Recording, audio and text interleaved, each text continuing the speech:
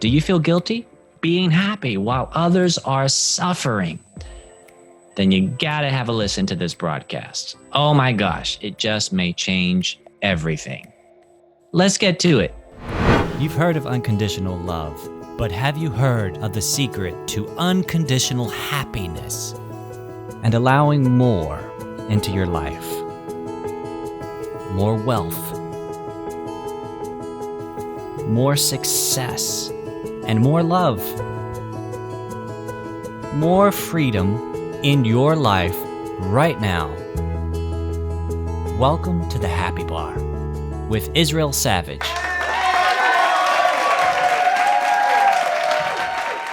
Sometimes we can feel guilty for our abundance or our peace. Sometimes we can feel like when other people are panicked, the way to love them is to panic with them. Somehow, if I am choosing to see abundance and really create and make the most of this particular opportunity, maybe somehow that's unkind to the people who aren't in that space right now. I always think of quicksand. If someone is sinking in quicksand, my impulse used to be, let me jump into the quicksand with you and hug it out. Let's hug it out together in the quicksand as we both sink, because that's really the only alternative. It took me a while to learn that I have to stay on the shore. Otherwise, there's no hope for this other person to get out of the quicksand. Now, of course, they could do it on their own, but there's the best help that I can be is to stay on the shore in a firm, steady emotional state. And that means not giving my full attention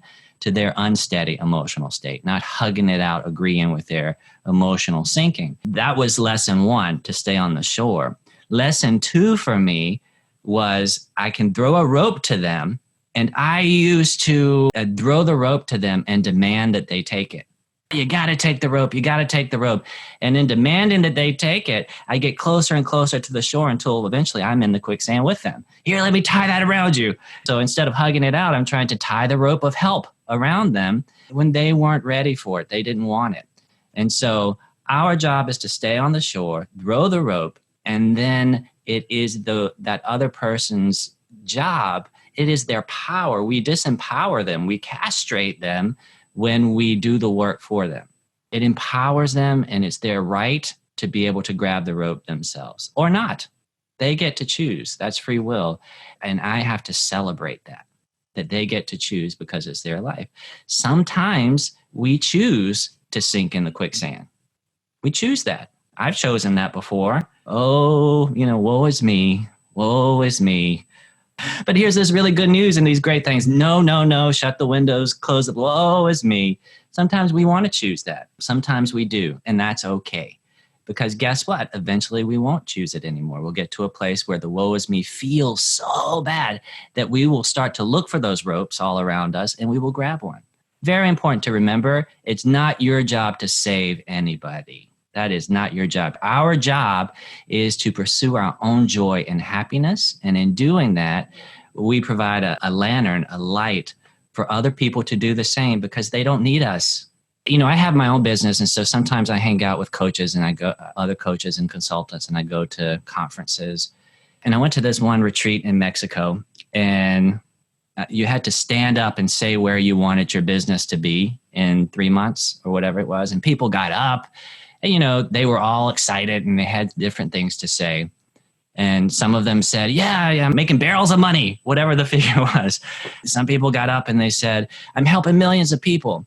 And for me, I felt so uncomfortable because I got up and none of that stuff turns me on. It doesn't even turn me on. This may sound funny to say, to help one person doesn't turn me on. The reason I say that is this: I have the belief that nobody needs me. And it's a good belief. I believe that people are so powerful, every single person, that all you need is you ultimately. And so if I were to disappear from the planet, you'd be just fine. You would be just fine. And so that doesn't excite me because I embrace every individual's power. What does excite me And I had to find this at this conference. It was excruciatingly uncomfortable. Can you imagine getting up? Everybody got thunderous applause after they said where their business would be. And then I got up and it was obvious I was uncomfortable. And I said whatever I said. And people were like, oh, yeah. I tried to say what they said, but you could tell it just didn't fit. And so I had to sit with that and really dig deeper. And what does excite me is growth, is my own evolution. Because I know when I evolve, when I step into my own power, then the finances come, the helping of people comes, all of those other things come. It all starts with you. It's when we look outside of ourselves for the answer, that we slow down this process. I almost say get off track, but you're never off track. You're always on track. I almost said make a mistake, but you never make a mistake. You really don't. You can't get this wrong, because the more you look outside of yourself in vain, the more you eventually say, it's not here. So where should I be looking? Eventually you will come up with that answer and you will be turned and directed back towards yourself. If anything in this episode resonated with you, take a moment to subscribe and then share it with just one person.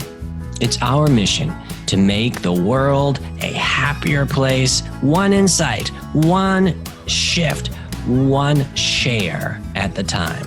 Just one button click from you might be the very thing that helps someone else's life click into place. Until next time. Remember, if you'd like more tips on this topic, then go to the link posted in the description of this broadcast.